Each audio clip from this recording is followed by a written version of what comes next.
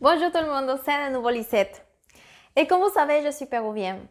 Et aujourd'hui, j'ai décidé de répondre à quelques questions qu'il y a des gens qui me posent souvent, et surtout les enfants.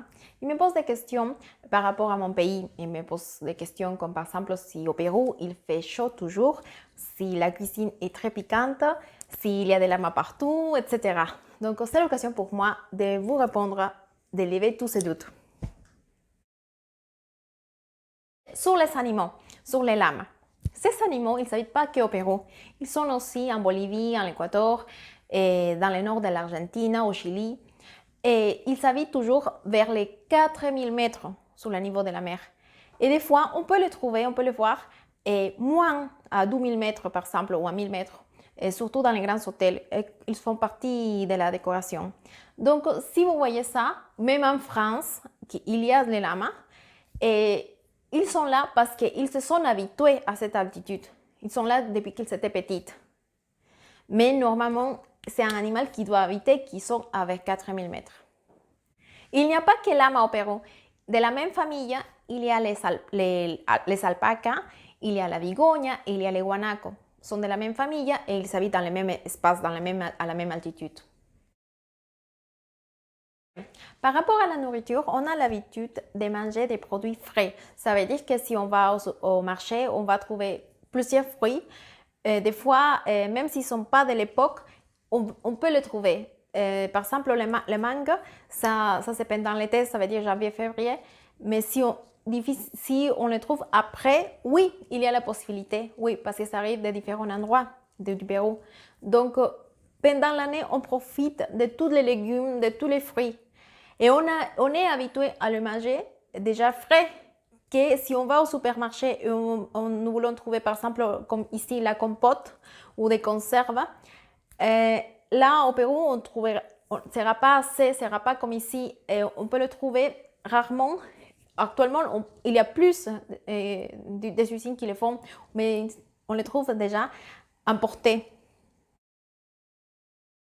C'est la composition ethnique. Et les gens pensent qu'au Pérou, tout le monde apporte un bonnet et que tout le monde habite sur la montagne et que tous on a un poncho. Oui, ça va passer si on va à 4000 mètres, 3000 dans les petits villages. Là-bas, oui. Mais sinon, dans la ville, comme par exemple toutes les villes qui sont au bord de la mer, comme par exemple Lima, Trujillo, Chiclayo, ou même dans ma ville comme Arequipa, dans les grandes villes, on est habillé, comment on va dire, moderne, comme ici. Et physiquement, on est tous différents. Et même si on est né dans le même pays, il y a beaucoup l'influence des gens qui, par exemple, qui sont venus de l'Afrique. Donc, il y a très bas pourcentage de Noirs. C'est des Africains qui sont venus avant, ça fait longtemps, qui sont allés au Pérou pour travailler comme esclaves.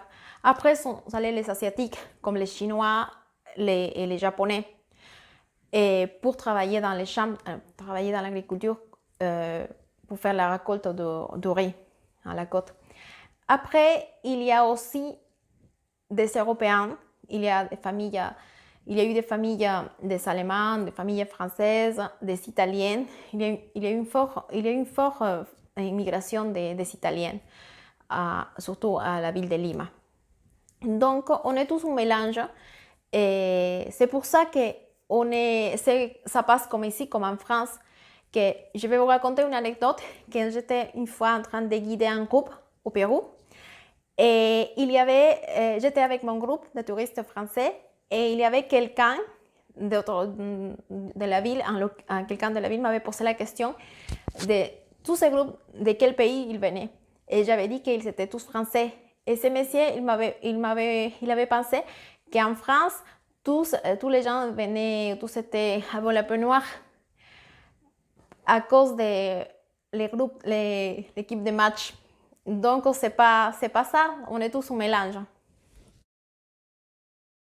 Et ici, quand je dis que j'ai froid, et les gens pensent que comme je viens du Pérou, comme si là-bas il fait très chaud, ou si comme, par exemple là-bas c'est comme un pays du Caribe.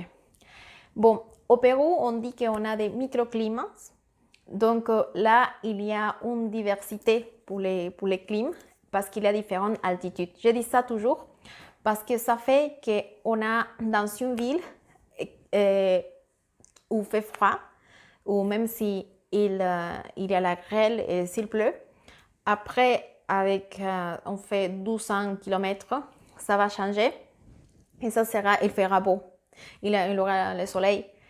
Et de là, on passe à la côte à 5 km. Là, il sera très couvert. Et si il y a une distance de 50 ou 60 km, il va y avoir une grosse différence. Et ça, je parle de la côte et de la montagne. Et si on va à la forêt, là, sera tropical. Là, sera comme être au Brésil. Il fera chaud toute la journée. Et donc, ça change énormément. Ça dépend à quelle ville où on va.